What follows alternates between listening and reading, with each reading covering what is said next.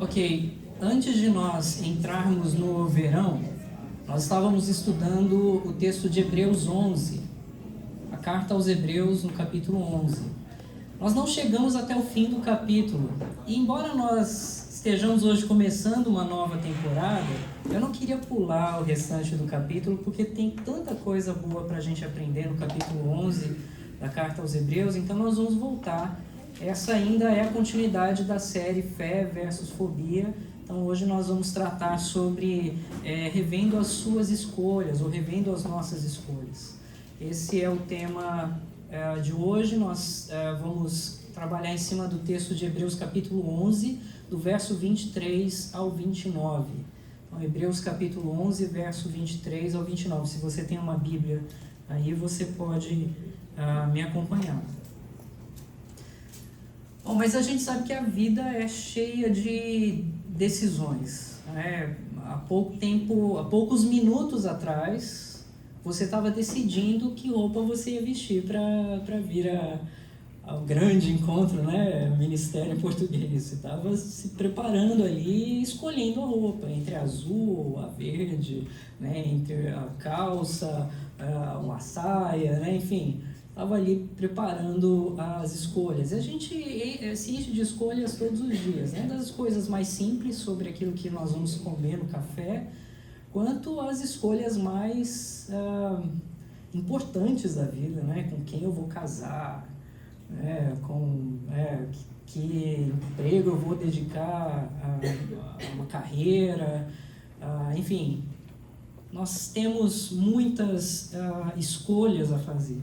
E a gente pode pensar dessa maneira: nós tomamos nossas decisões e depois as decisões nos tomam. É assim que funciona. Nós tomamos as nossas decisões e depois essas decisões nos tomam. Então é importante que nós tomemos boas decisões, porque senão nós vamos sofrer com algumas consequências disso. E nós vemos no capítulo todo, aos Hebreus ali, capítulo 11, homens que tomaram decisões incomuns, decisões não baseadas simplesmente naquilo que os seus olhos viam, mas decisões baseadas na fé. Algumas decisões difíceis, algumas decisões que, se nós estivéssemos no lugar deles, a gente fica em dúvida se tomaria, mas decisões que foram honradas por Deus pela ousadia e por terem colocado o Senhor à frente delas. E entre todos esses que tomaram decisões, nós temos aqui Moisés. Moisés, um homem que se destacou muito especialmente na Escritura por ser um homem que tomou algumas decisões. Nós vamos ver algumas decisões nesse trecho que resume bastante a vida de Moisés aqui no capítulo 11 de Hebreus. Então eu quero ler do verso 23 ao verso 29, que diz assim, estou lendo na Revista Atualizada, diz: pela fé, Moisés, apenas nascido, foi ocultado por seus pais durante 3 meses, porque viram que a criança era formosa. Também não ficaram amedrontados pelo decreto do rei.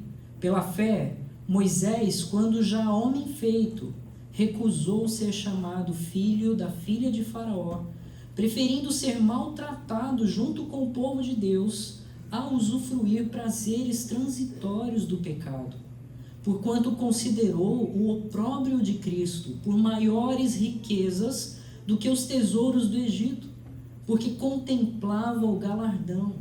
Pela fé, ele abandonou o Egito, não ficando amedrontado com a cólera do rei, antes permaneceu firme como quem vê aquele que é invisível. Pela fé, celebrou a Páscoa e o derramamento do sangue, para que o exterminador não tocasse nos primogênitos dos israelitas. Pela fé, atravessaram o Mar Vermelho como por terra seca, tentando os egípcios, foram tragados de todo. Um dos meus primeiros contatos com Moisés foi através do filme Os 10 Mandamentos. Vocês lembram? Passava no SBT muitas vezes. O ator era o Charlton Heston, não era?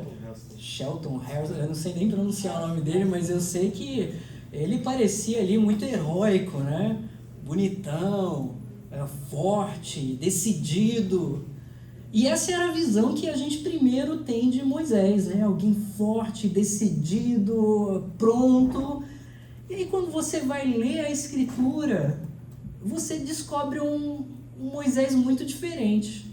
Eu fiquei assustado, um Moisés que ficou ali, sabe, falando com o Senhor, mas olha, Senhor, eu tenho dificuldade na fala, mas não tem outro e tal. Então, a minha visão sobre Moisés foi mudando à medida que eu fui lendo ali o texto da Escritura. Ele não era aquele homem que dizia, deixe o meu povo ir, né, como o ator lá, mas era alguém que batalhava com o seu próprio coração também, e que foi sendo transformado aos poucos para se tornar o Moisés que então se destaca. E o que é interessante ver na Escritura é que o Novo Testamento pega esse trecho do Moisés que se destaca e honra esse homem muito especialmente. Então, muitas vezes no Novo Testamento, você não vai ver os defeitos propriamente de Moisés, mas você vai ver a honra que Deus coloca sobre Moisés pelas decisões que ele tomou, pela força que ele teve. Novamente, não é que Moisés não tenha tido vários problemas, a Bíblia não esconde isso. Você volta no Antigo Testamento e vê os problemas ali, as dificuldades, até as lutas de fé. Mas você vê um homem transformado. E é claro, às vezes a gente foca muito no erro, né? Se eu esticasse aqui uma folha grande de 3 metros, um grande papel aí, sulfite, cartolina, que seja, e tivesse um ponto preto no meio, assim, o que ia te chamar a atenção? Ia olhar para aquele ponto preto, né? E é geralmente o que a gente faz. Tem um monte de coisa boa ao redor ali, mas aí tem uma coisinha e você foca naquilo e pronto, né? E parece que Deus é bastante misericordioso com Moisés, ele foca mais na parte branca da coisa, mas não esconde os pontinhos pretos ali na vida de Moisés. A gente pode dizer que Moisés ele teve 3 grandes sessões na sua vida, essas 3 grandes sessões divididas em momentos de 40 anos.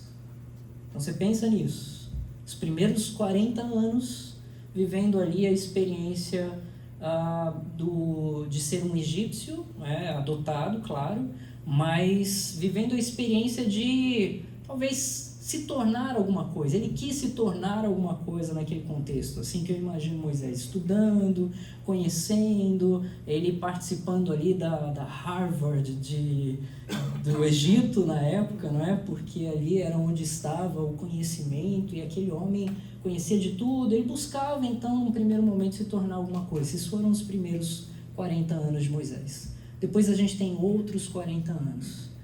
E esses outros 40 anos é um momento em que Deus mostra a Moisés que ele não é nada. E aí você vê um homem que tinha toda a riqueza, toda a autoridade no Egito, agora se tornando um simples pastor de ovelhas, servindo ali como empregado do seu sogro e trabalhando ali no campo todo dia. Então você vê o contraste. Imagina, aquele homem que tinha toda a riqueza do mundo, não existia maior riqueza do que a riqueza do Egito na época. E aquele homem estava ali no centro daquela riqueza. E de repente ele é tirado daquilo e é colocado numa situação de humilhação. E ele vive então 40 anos naquela condição. Nós temos então uma terceira fase de 40 anos. A Bíblia diz que Moisés viveu 120 anos. E aí, quando começa essa terceira fase, ele pastoreando no campo, vê uma sarça que ardia em chamas. E ele ficou curioso porque aquilo não se consumia, e ele chega perto e, para surpresa dele, a sarça começa a falar. Não, tô brincando, não é a sarça. Mas o Senhor fala com ele, o anjo do Senhor está lá, o próprio Deus, de forma visível, se apresenta a Moisés e fala com ele naquela ocasião, e chama Moisés a um desafio que é surpreendente, especialmente para um homem de 80 anos. Vê, às vezes a gente chega ali em determinada fase da vida, a gente fala, e daqui para frente acabou, né? Não tem mais nada de novidade, o que vai acontecer? O que eu posso fazer? E diz ali até um trecho interessante do texto que diz assim: Moisés, já homem feito, decidiu não ficar com a riqueza do Egito, mas pelo opróbrio de Cristo. E eu fico pensando que aqui ele toma uma decisão que poderia tomar, né, embora lutando com seu coração, ou da inatividade, ou da fuga, ou então de assumir o compromisso que ele tem que assumir. E ele toma uma decisão de assumir aquele compromisso. Isso mexe com a gente, não é? Porque em determinados momentos da vida a gente fica ali para trás, e daqui para frente deixa para outro. Ah, Senhor, chama outro, né? Coloca outro no meu lugar. E a gente vê um homem de 80 anos que Deus levanta para então essa terceira fase. Eu posso dizer que na primeira fase Moisés tentou ser alguma coisa, na segunda fase Deus mostrou que Moisés não era nada, e na terceira fase Deus fez de Moisés alguma coisa. Então a gente tem toda essa experiência trabalhando, e veja, essa macro experiência da vida de Moisés não é exatamente o que acontece na nossa micro experiência também, se a gente pensar assim. Às vezes a gente pensa que consegue pela nossa própria força, que eu vou ser alguém, que eu vou fazer alguma coisa. Então Deus coloca algumas situações que, fica na tua aí, entenda o teu lugar. E aí a gente vive aquele momento de humilhação, aquele momento de encontrar a nossa posição, aquele momento de ajoelhar e reconhecer que, olha, o Senhor é tudo, eu não sou nada. E depois disso, então, que Deus levanta os seus homens e suas mulheres e faz deles alguma coisa. Mas aí faz deles alguma coisa pelo poder do Senhor, pela mão do Senhor.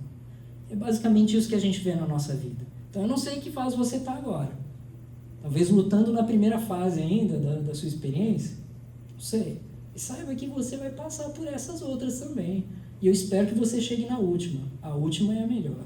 É quando Deus trabalha através de você com a sua graça e o seu poder, como Ele fez na vida de Moisés. Então é isso que a gente vê na vida dele.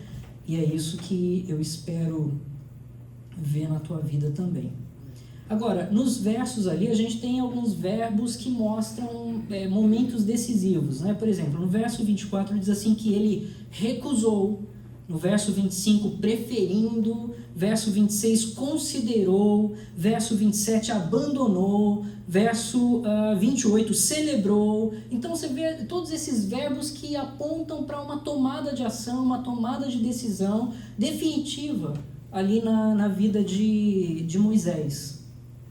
Como eu falei, Moisés ele teve aquele primeiro momento, um homem bem educado, educado nas línguas da época, hieróglifos, línguas semíticas, línguas caldeias e tudo mais. Ele conhecia tudo ali ao redor. Só uma curiosidade, os egípcios daquela época foram os primeiros que descobriram a distância entre a Terra e o Sol. E eles disseram, na época, sem erros, 149.699.000 quilômetros. 3.500 anos atrás. Mais, na verdade, até. Mais. E então ali você tinha o centro do conhecimento e algo surpreendente. E Moisés ele foi criado naquele contexto.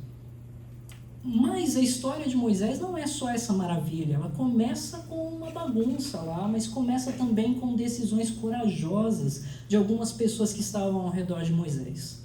Uma das decisões corajosas foi a de seus pais, que não tiveram medo do decreto de Faraó.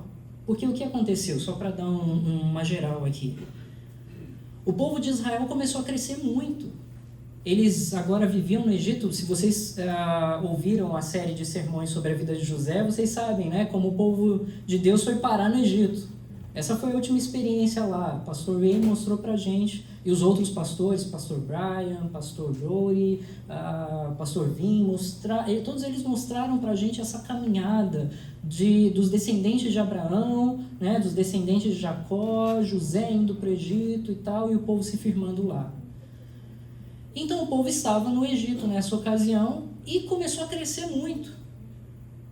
Com os anos se passando, faraós mudando, a história ficando para trás, já não havia mais aquele sentimento de aprovação do povo egípcio em relação ao povo judeu, na época ainda não judeu, né, aos israelitas, mas aquilo começou a criar uns ciúmes, porque aquele povo crescia, era grande, forte, e Faraó, ele talvez tivesse medo de que aquele povo fizesse alguma insurreição ali, se revoltasse. Então ele pesou a mão, ele os escravizou, e em algum momento então decidiu que todas as crianças israelitas deveriam ser mortas. Mas os pais tomaram coragem, eles disseram não, isso não. E por conta dessa decisão corajosa, porque eles não temeram, eles protegeram esse filho. Vocês sabem, né? Colocaram numa cesta, colocaram na água, e Deus foi cuidando daquela cesta até chegar às mãos da própria filha do faraó. A gente tem outras pessoas que também foram corajosas e eu preciso lembrar delas. As parteiras. As parteiras estiveram lá e enquanto o faraó decidia que, olha, tem que matar, elas diziam, sabe o que é que as mulheres são tão fortes, essas mulheres, né, israelitas, que, olha, quando a gente chega o bebê já está lá.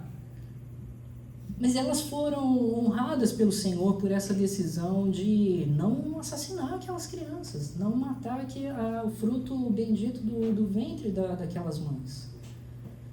E você tem então essas histórias de coragem rondando inicialmente a vida de Moisés. Era uma decisão entre o medo e a coragem de fazer o que é certo.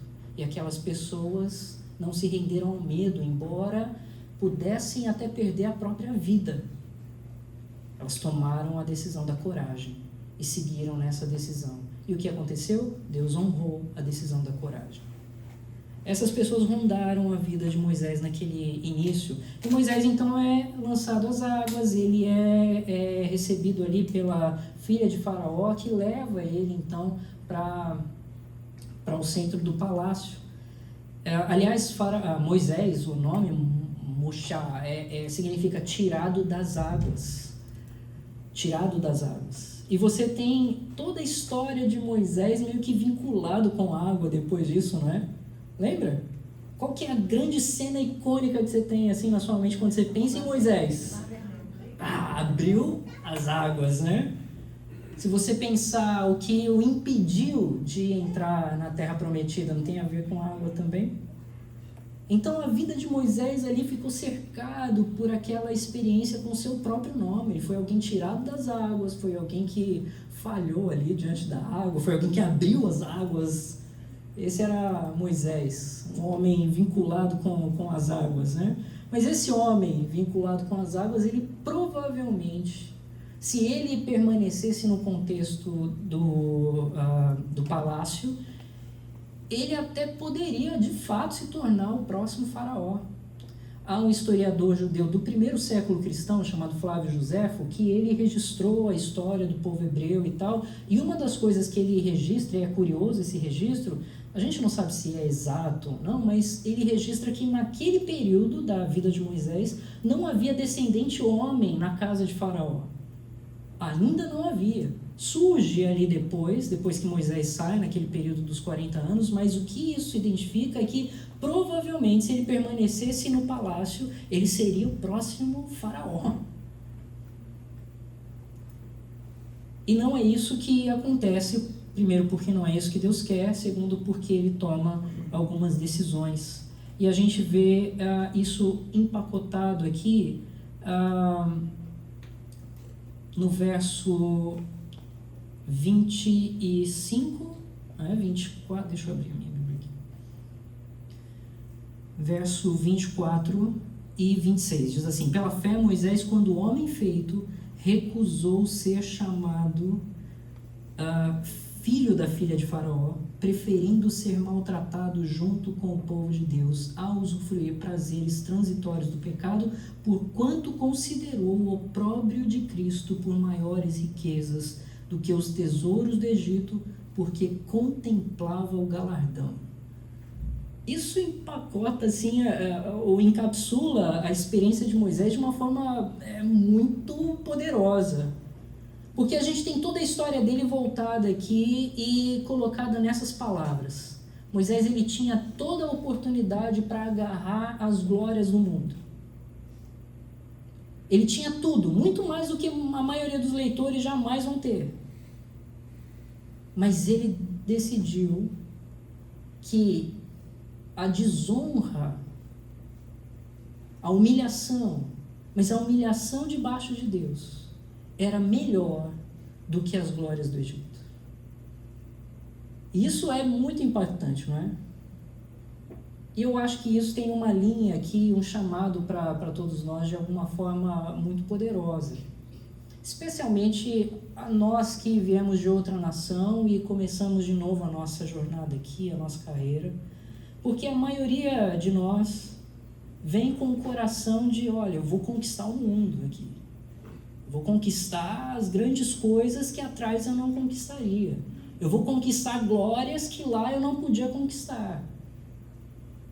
E no meio do caminho, Deus bagunça toda essa história, não é? E Deus mostra que Ele conduziu a sua vida para cá para outras coisas. E te coloca em algumas posições que você fica perdido, porque antes o seu coração estava voltado com aquelas glórias que capturavam o seu coração. E Deus chacoalha tudo isso para te mostrar que, olha, isso não é o que importa. Não são essas glórias, mas as glórias que se encontram em mim. As glórias que vêm, às vezes, por meio da provação, por meio da dificuldade, por meio da tribulação, por meio da luta, por meio do sofrimento, por meio da angústia, que eleva os meus olhos de volta aos céus. E então olha para o Senhor e diz, Senhor, eu não sou nada sem Ti. E é só o Senhor que realmente importa. E essa é uma jornada que vai tomando o coração daqueles que são do Senhor. E talvez esteja tomando o seu coração nesse processo. Não sei quanto tempo você está aqui, não sei quais as lutas você tem enfrentado agora, mas saiba que no fim das contas, não importa para onde você vá, aqui ou outro lugar, o que o Senhor quer é mostrar a glória dEle e que o seu coração se incline para a glória dEle. Agora veja que o contraste aqui, impressionante, não é entre as glórias dos homens e as bênçãos celestiais, mas ele fala da vergonha de Cristo, da vergonha do Messias. E isso deve tomar também um impacto, deve fazer um impacto em nós, porque eu poderia dizer o seguinte, que o pior que você pode receber com Deus é melhor do que qualquer coisa que o mundo pode oferecer. E ainda que você enfrente as dificuldades, mas se for essas dificuldades com o Senhor, e até algumas vindas da própria mão do Senhor, todas elas de alguma forma, para o teu bem, elas são melhores do que as vitórias. Agora, não se esqueça, existe uma vitória final. E é por isso que o texto aqui fala de galardão. Então, embora essa luta venha cheia de disputas e de tribulações, ele também olha para uma glória final. Existe um missionário, deixa eu achar aqui nas minhas anotações, eu acho que o nome dele era Jim Elliot. Esse missionário, ele vinha de uma família rica dos Estados Unidos e, enfim, alguém pergunta para ele, olha, mas você vai abandonar tudo para ir para essa missão? Ele foi para uma missão no Equador, entre os Waronamis, era um povo indígena canibal, inclusive. E ele decide ir para lá para pregar o Evangelho. E as pessoas ficam assustadas com a decisão que ele toma, porque ele tinha aquela riqueza, ele era um americano de uma família rica, e ele decide abandonar tudo para ir para eles, pregar o Evangelho, e ele diz algo assim, olha, um homem não é tolo por desistir daquilo que não pode manter para ganhar aquilo que não pode perder. Um homem não é tolo por desistir daquilo que ele não pode manter para ganhar aquilo que ele não pode perder. E ele foi, e ele serviu, e ele morreu. Ele foi morto lá. Mas ele vislumbrava algo maior. Então talvez a gente precise visualizar isso, né? A gente tem duas linhas aqui, vamos dizer. Ou você busca essa linha de cima agora, ou você busca essa linha de baixo. A questão é que essas linhas cruzam depois, elas invertem a posição. E esse cruzamento, ele é o limite da nossa vida. É onde a gente encontra a morte. Se você busca as glórias desse mundo, você pode então seguir para a eternidade aqui embaixo. Se você busca mesmo a vergonha de Cristo, você pode seguir para as glórias aqui em cima. Isso para a eternidade. Então não é tolice, se você olhar para o quadro todo, decidir por coisas que são, diante da vista dos homens, tolas, estúpidas, bobas, impensadas do ponto de vista dos homens, quando se trata de servir a Deus, de honrar a Deus, de se dedicar ao Senhor. Não importa o que o Senhor peça de você. Ainda que isso te coloque em um caminho de sofrimento. Ainda que isso te coloque em um caminho em que você seja humilhado diante dos homens. Ainda que isso faça com que você perca algumas oportunidades ou perca alguns relacionamentos. No final, se o teu coração estiver no lugar certo, há um galardão final também para o povo do Senhor. E quando o seu coração vê o invisível, então você pode tomar a decisão certa. E ele toma essa decisão, uma decisão de as glórias do mundo contra as glórias do céu, e ele segue pelas glórias do céu. Verso 27 fala de um homem que, cercado anteriormente da disputa entre medo e coragem, ele também toma uma decisão corajosa, porque diz, pela fé, ele abandonou o Egito, não ficando amedrontado com a cólera do rei. Antes permaneceu firme como quem vê aquele que é invisível.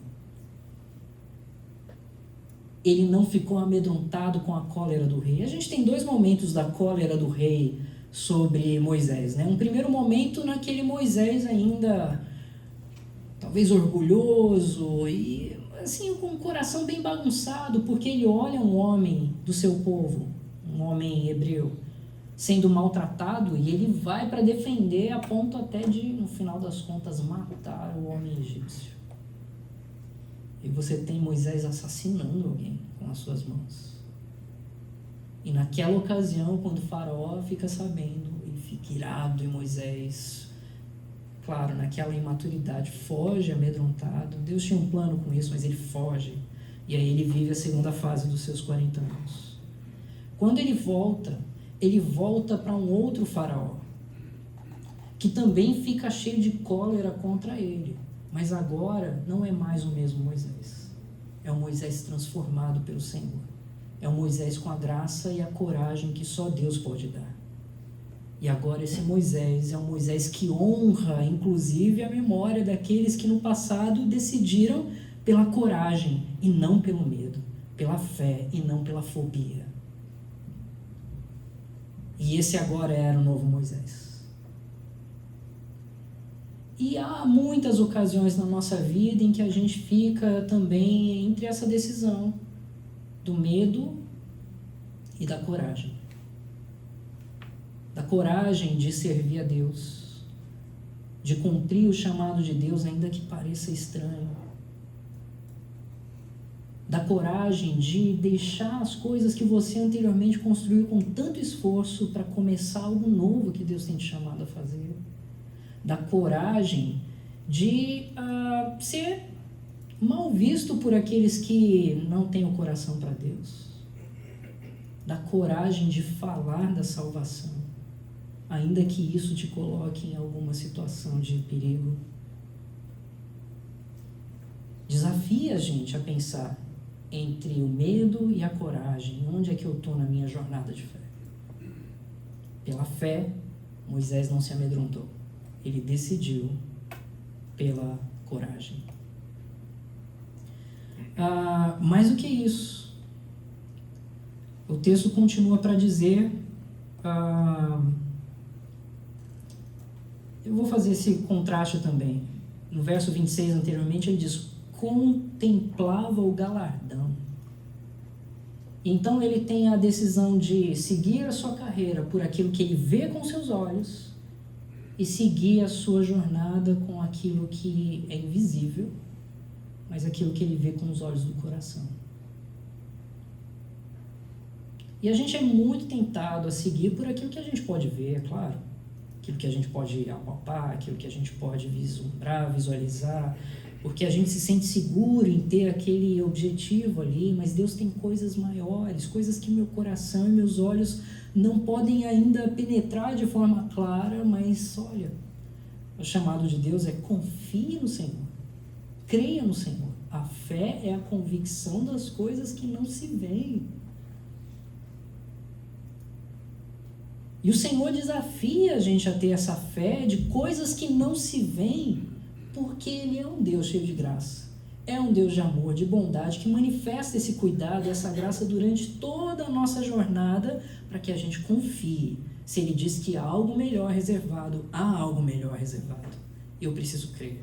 Então, você tem essa luta entre aquilo que os olhos podem ver e decidir por aquilo que os olhos não podem ver, que você pode enxergar somente pelos olhos do seu coração. Moisés decidiu por aquilo que os olhos não podem ver. Esse é um homem pela fé, um homem de coragem. No verso anterior diz assim, olha, note que ele diz sobre os prazeres transitórios do pecado. Verso 25, preferindo ser maltratado junto com o povo de Deus a usufruir prazeres transitórios do pecado. Então há um momento em que Moisés é desafiado entre o pecado, uma vida de pecado e uma vida de santidade. E certamente todos nós passamos por isso, em várias e várias ocasiões. Você é desafiado ou a se inclinar para o pecado ou se inclinar para a santidade. E isso acontece em várias ocasiões na nossa vida. A questão é que um homem de fé, como Moisés, ele, pela força de Deus e pela graça de Deus, decidiu pela santidade.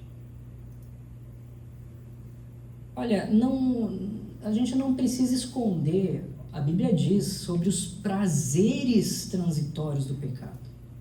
E o pecado vem embrulhado como algo valioso, algo prazeroso, e de fato em alguma instância.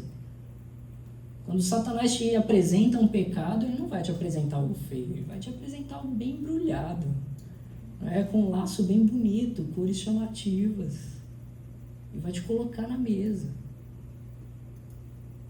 Ele não vai falar do resultado daquilo.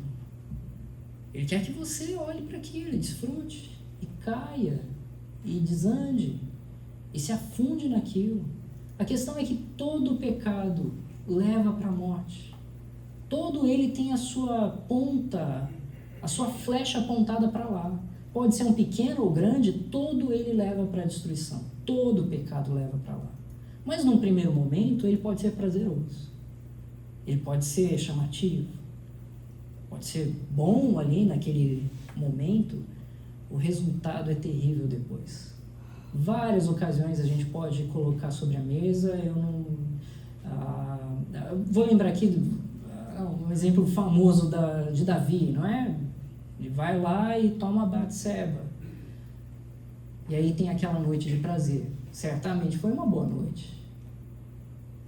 O resultado daquilo foi que bagunçou toda a sua família, perdeu o filho, o seu reino foi dividido. E assim, coisas que estragaram a história de um povo e de uma geração por séculos e séculos, até os dias de hoje. Por causa de um prazer de uma noite. Percebe? O pecado sempre leva à destruição. Mas ainda assim, ele é uma tentação para nossas escolhas. E você pode ou escolher uma vida de pecado, ou escolher uma vida de santidade. Quando o seu celular desperta de manhã, você pode escolher ler a Bíblia em primeiro lugar, ou você pode escolher entrar no Facebook e ver aquela última mensagem. E se perder em uma mensagem atrás da outra, em uma notícia atrás da outra, e quando você vê, já foi o tempo da sua devocional, e aí no outro dia você faz o mesmo, e aí você vai perdendo aquele ânimo de ler a Escritura, e você vai, abandonando o Senhor, e deixando bem devagar, quase que não sentindo, e aí de repente você está numa crise terrível, emocional, espiritual, e aí você vira para Deus e fala assim: Senhor, por que me abandonaste? Não é? E aí o Senhor tem que bagunçar tudo para trazer a gente de volta. E aqui ele desafia a gente entre o pecado e a santidade, entre o caminho torto e a piedade. E Moisés, ele decidiu pelo caminho da santidade, pela fé. Verso 28, e eu já vou seguindo para o nosso encerramento aqui. Verso 28 diz: pela fé celebrou a Páscoa e o derramamento do sangue, para que o exterminador não tocasse no primogênito dos israelitas. Olha, atravessando a história e sendo um pouco, como se fala, anacrônico até, a gente sabe que o motivo daquela Páscoa, ele tinha uma profundidade que apontava para outra coisa. Qual que foi a primeira Páscoa? A primeira Páscoa, ela envolveu ali uma situação de até punição da parte de Deus sobre o Egito, dizendo: olha, os primogênitos vão morrer, exceto se o anjo chegar até a porta e tiver ali sangue de um cordeiro puro nos umbrais da porta.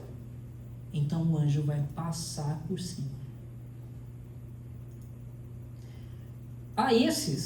Esses vão passar virtualmente da morte para a vida.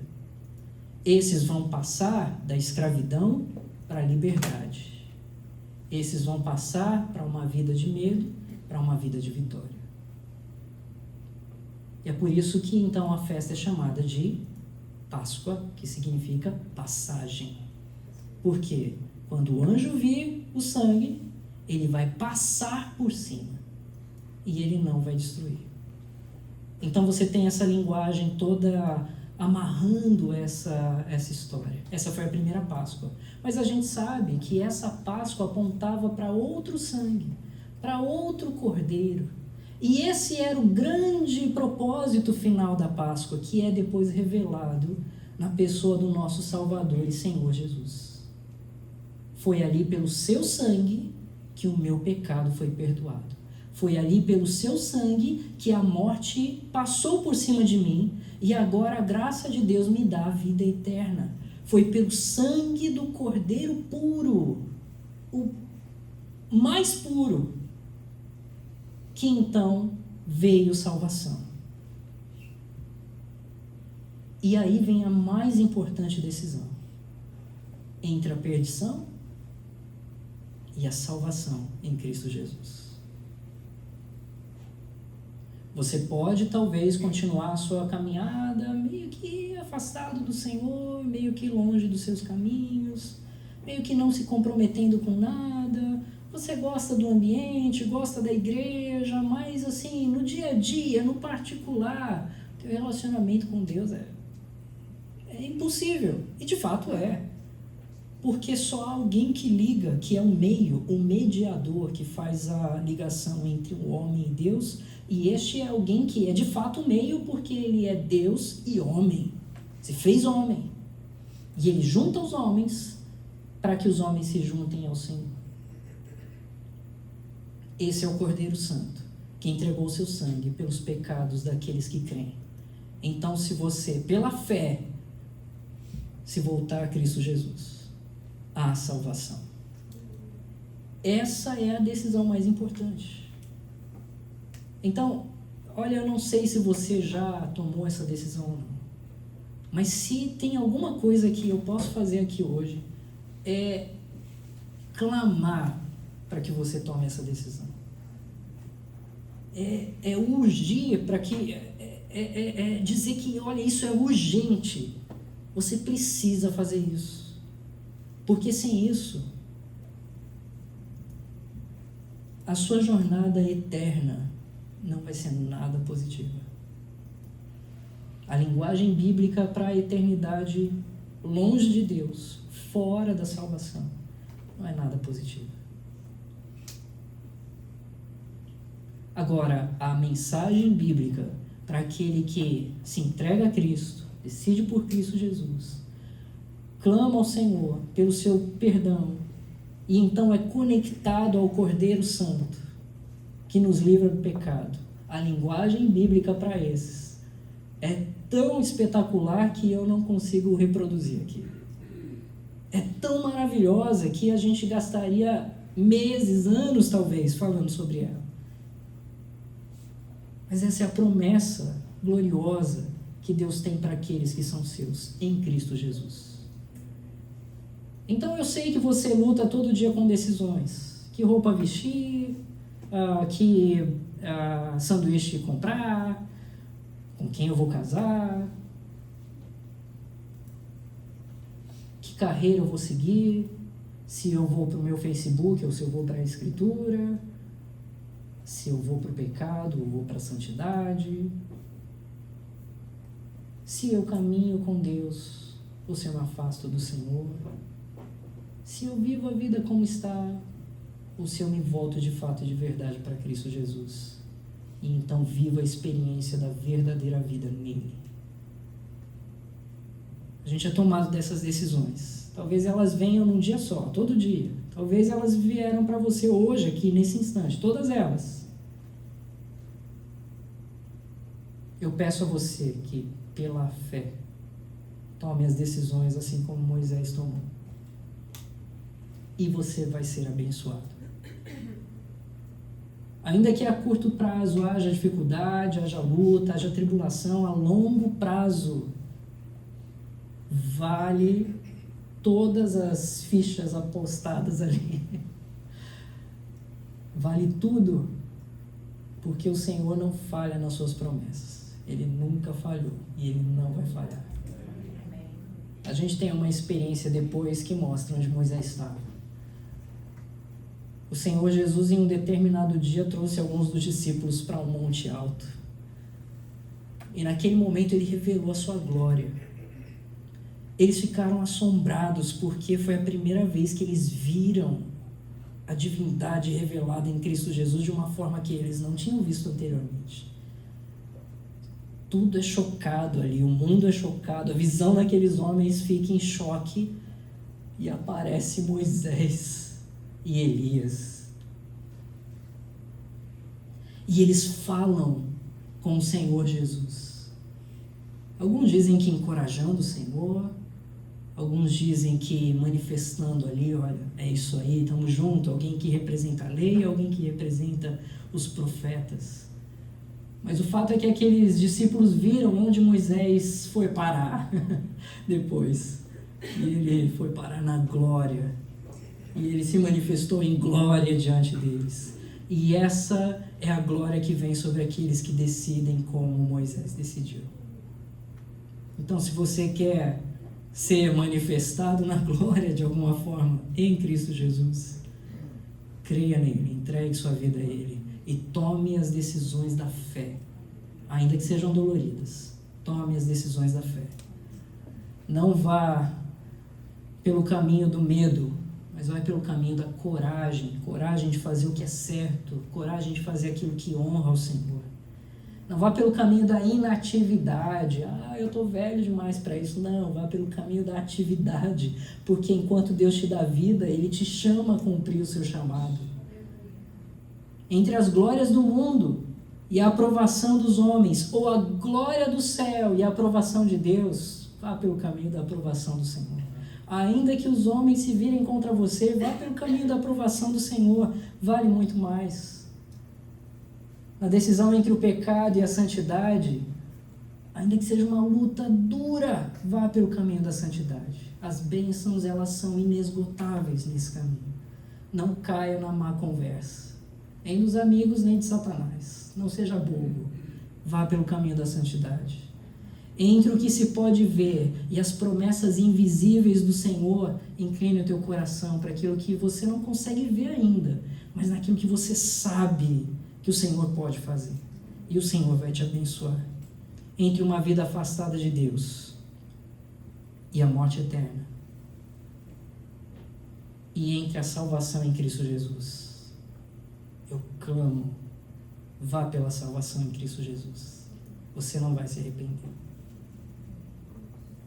Você vai se arrepender dos seus pecados, mas você não vai se arrepender dos benefícios. Que Deus nos abençoe. Amém. Vamos orar? Ó Pai, obrigado a Deus por esses exemplos que o Senhor levanta na Escritura, para nos mostrar, ó Deus, o que significa viver uma vida de fé. Obrigado, ó Pai, porque através desses exemplos o Senhor nos dá uma direção do que fazer, ó Deus. E nós lutamos, ó Pai, com as nossas lutas diárias, ó Deus, e vemos na nossa vida várias fases, talvez fases muito parecidas com a fase da vida de Moisés, ó Pai. Talvez estejamos no primeiro momento de orgulho pessoal, talvez num segundo momento de humilhação. Mas, ó Deus, nós queremos, ó Pai, caminhar para esse terceiro momento, onde olhamos para o Senhor e vemos o Senhor agindo através de nós. Para a glória do Teu nome, ó Pai. Transforma-nos, ó Deus. E faz-nos, ó Pai, olhar para o Senhor como o tesouro do nosso coração.